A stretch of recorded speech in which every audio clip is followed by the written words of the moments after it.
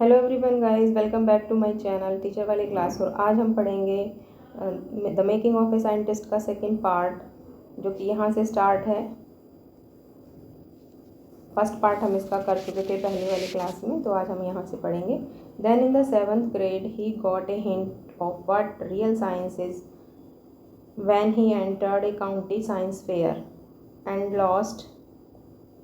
तो जब 7th grade में आए रिचर्ड ई ब्राइट, तो उनको he got a hint of what real science is when he entered a county fair science fair.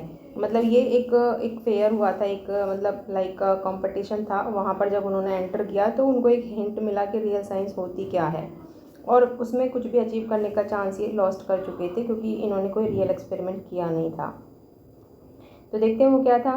It was really a sad feeling to sit there and not getting anything while everybody else had found something।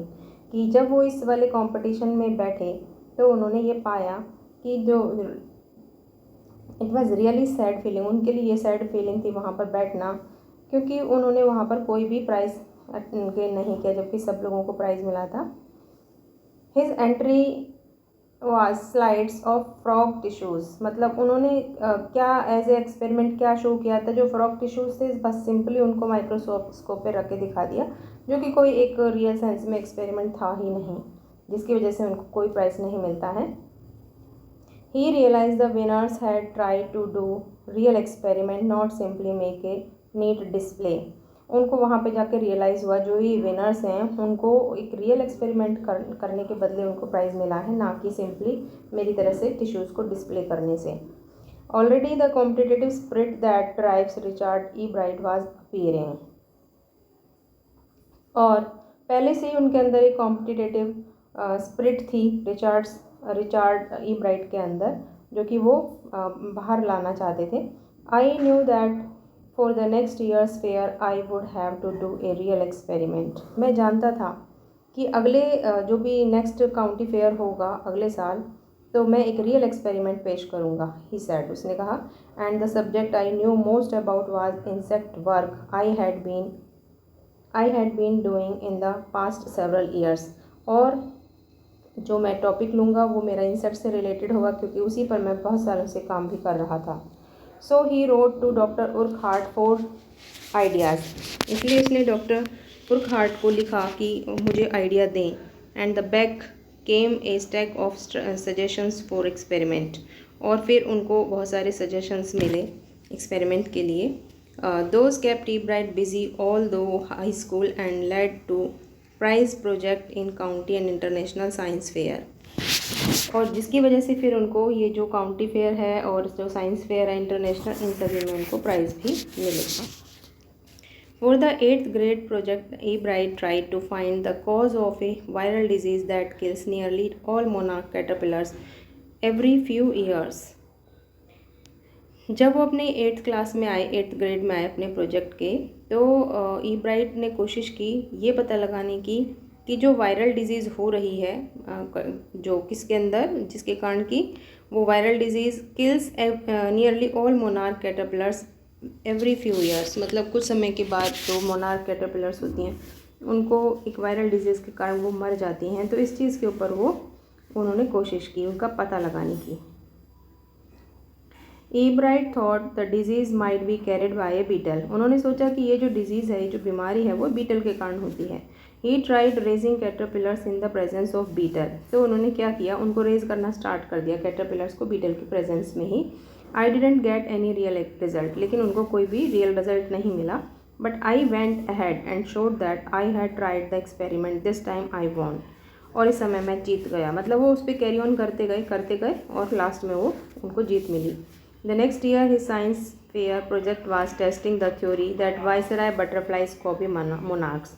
अगले साल क्या हुआ कि his science fair project was testing the theory that viceroy butterflies copy monarch.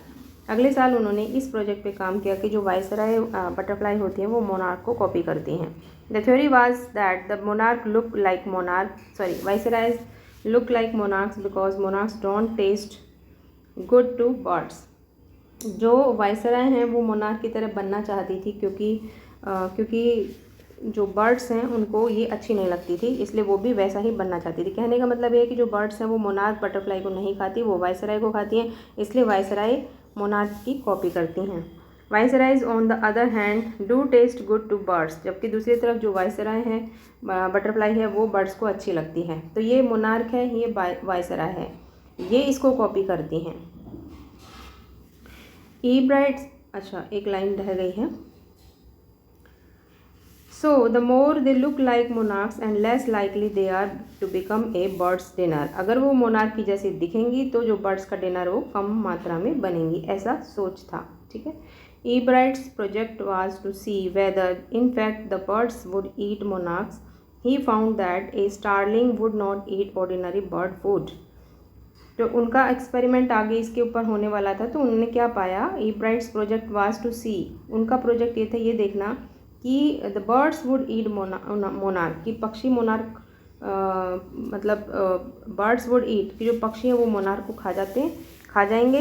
And he found that a starling, उसने ये भी देखा कि जो स्टारलिंग नाम का जो बर्ड है ना, would not eat ordinary bird food, वो ऑर्डिनरी बर्ड फूड नहीं खाता है। It would eat all the monarchs it could get, कि वो सभी मोनार्क को खा सकता था। स्टारलिंग नाम का जो बर्ड था वो सभी मोनार्क को खा सकता था। तो ये जो है ना थ्योरी अपोजिट साबित हो गई, कि पहले तो ये था कि सभी लोग इसको खाना पसंद नहीं करते, मोनार्क को, वायसराय को खाना पसंद करते हैं, इसलिए वायसराय इनको कॉपी करती है। लेकिन जो स्टारलिंग नाम का जो बर्ड है वो इसको खाना पसंद करता है, मोनार्क बटरफ्लाई को। तो ये थ्योरी जो है गलत साबित हो गई। Ebright said later research by other people showed that Viceroy probably do copy the monarch. This project was placed first in the zoology division and third overall in the county science fair. तो इस तरह से जो है ना ये जो theory उन्होंने अभी जो मैंने बताई वो जब साबित कर दी, तो इससे क्या है कि उनको जूलॉजी का फर्स्ट प्राइज़ मिला और काउंटी फेयर में इनको थर्ड ओवरऑल प्राइज़ मिला। In his second year in high school, Richard E. Bright began the research that led to his discovery of an unknown insect hormone. Indirectly, it also led to his new theory on the life of cells. जो इनका high school था, जो high school होता है ना वो 9 to 12 माना जाता है, 9 to 12। तो ये सेकेंड ईयर यानी कि जब ये 10th क्लास में थे, तो सेकेंड ईयर हो गया 10th का। तो Richard E Bright began the research that led to his discovery of an unknown insect hormone. अगली जो उनकी स्टडी होने वाली थी वो एक इंसेक्ट के हार्मोन के ऊपर थी। Indirectly it also led to his new theory of life of cells, और इनडायरेक्टली अगर कहा जाए तो ये उनकी एक नई थ्योरी डेवलप होने वाली थी सेल्स की लाइफ के बारे में। The question he try to answer was simple, जिस क्वेश्चन का वो जवाब देना चाह रहा था वो बहुत ही सिंपल था। क्या था कि what is the purpose of 12 टिनी gold spots in the monarch pupa. जो मोनार्क प्यूपा होता है, जो प्यूपा होता है इस तरह का, उस पर ना यहाँ पे कुछ स्पॉट्स होते हैं। ये जो स्पॉट्स होते हैं ये इनका कारण क्या है और ये क्यों है, ये स्टडी उनको करनी थी next time. Everyone assumed the spots were just ornamental. सभी लोग सोचते थे कि जो स्पॉट्स हैं ना ये सिर्फ ऑर्नामेंटल हैं, सिर्फ ये डिज़ाइनिंग के लिए हैं, किसी सजावटी तौर पे हैं। Ebright said but doctor Urquhart didn't believe it, लेकिन डॉक्टर उरखाट इस बात पे विश्वास नहीं करते थे। To get the answer Ebright and another excellent science student first had to build a device that showed that the spots were producing a hormone necessary for butterflies full development. To find the answer, इसका answer देने के लिए जो Ebright है और जो दूसरे other जो स्टूडेंट थे जो इस पे एक्सपेरिमेंट कर रहे थे, तो उन्होंने क्या पाया कि ये जो गोल्डन स्पॉट्स हैं these were producing hormones necessary for butterflies full development. ये सजावट की चीज़ नहीं है बल्कि ये हार्मोन प्रोड्यूस करते हैं जो कि बटरफ्लाई के फुल डेवलपमेंट में हेल्प करता है। This project won Ebright's first place in county fair and entry into the international science and engineering fair. इस एक्सपेरिमेंट से उनको फर्स्ट पोजीशन मिली, मतलब कि ये फर्स्ट प्राइज़ लेकर के इनको एंट्री मिल गई थी काउंटी फेयर में और international science and engineering fair में भी।